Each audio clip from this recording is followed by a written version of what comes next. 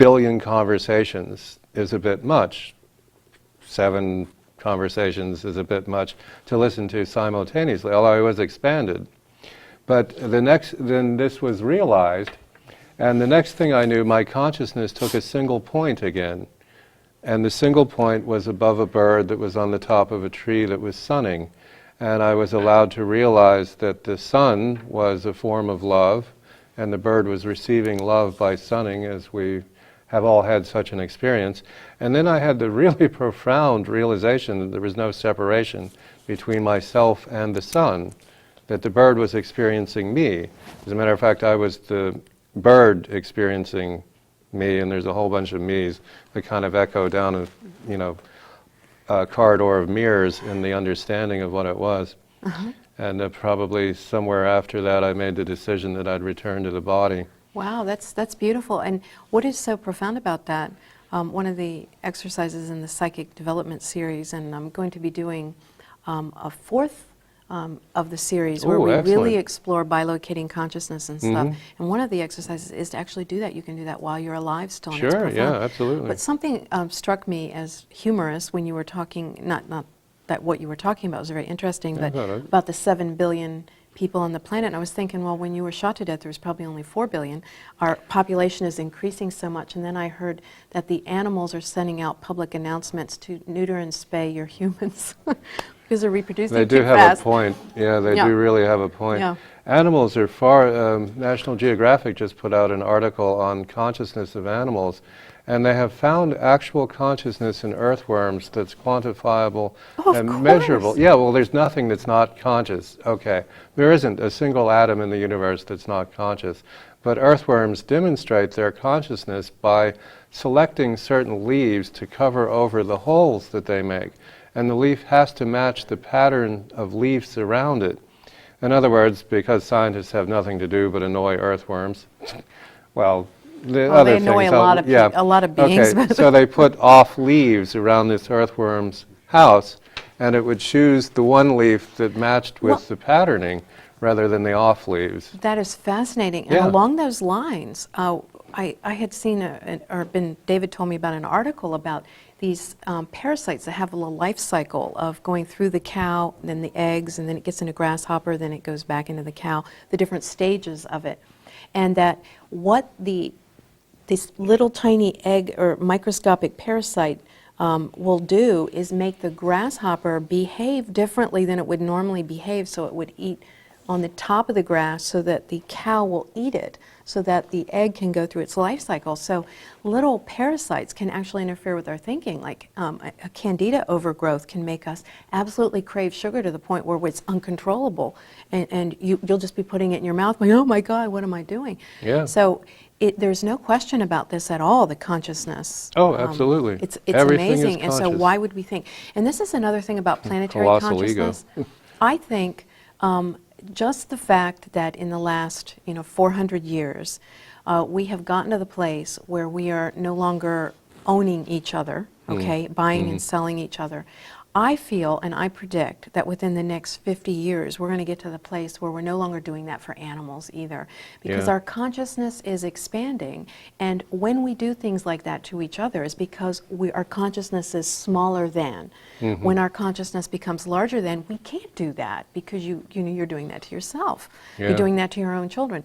So I would like to see the buying and selling of animals and the domesticating of them in general lessened. I just think that would be very profound. Well, people ask, is the cat allowed to go out? And I always say he's his own cat. That's the thing about it. The cat doesn't let us go out. Now, we have indeed stopped buying and selling people, or so we'd love to believe, and now we rent. Well, we've always rented. Yes. Well, we really haven't stopped buying and selling each other. I mean, we do that all the time. It's just a matter of perspective on that. But at any rate, we are getting better. I mean, there's more and more love all the time. And every time you love, every time you heal, every time you expand yourself or heal a disease within you or stop drinking or stop smoking, every time you make a step toward your growth, you are making it easier for everyone else on the planet to do the same thing. So you are healing the planet by healing yourself. Absolutely. This is the very principle. Go out there and heal yourself and then watch it echo. So ask that you be allowed to see the echo from the particular. We had a friend years ago that said, I've stopped smoking on your behalf. And, you know, years ago, right? So, yes, you have, certainly. We're happy for you that you've done this. But it's true. How many people do you see smoke now? Oh, they're outside the buildings. They're clutched together in a little very antisocial group. No, it's very social. Back years ago when I smoked, that was how I made all my friends. Well, antisocial in the whole entire I understand. of the, I understand. So the concept of, you know, I mean, if we go into the Star Trek reality, the Ferengis were amazed that human beings smoked and immediately invested in tobacco stocks when they went back in time.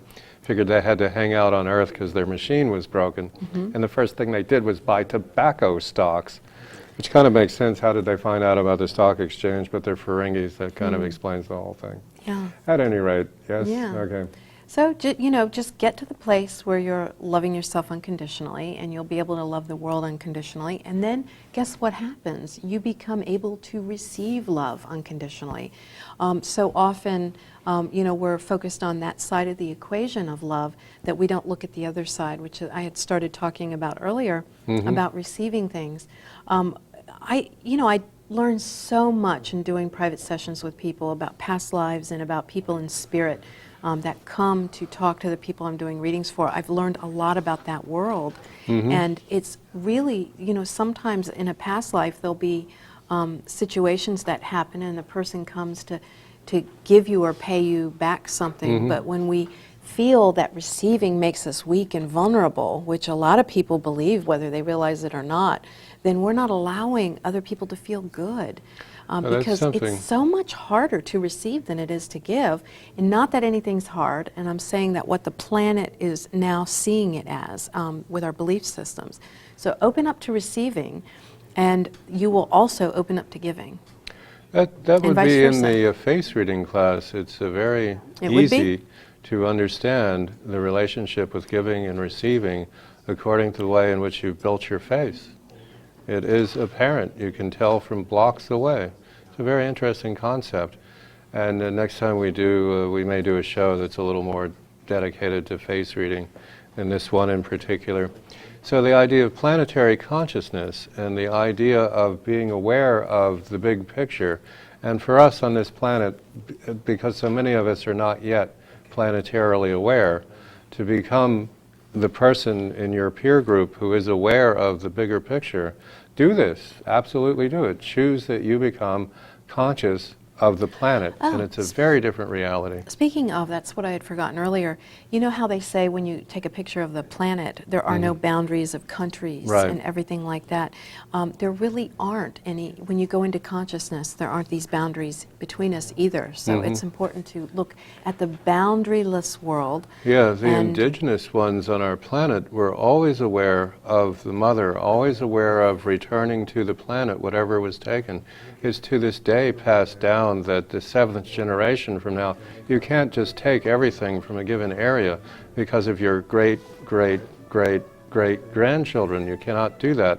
You leave at least every 7th tree or every 7th Okay, we're getting our plant. signal of and we're ready for the duck. Yeah.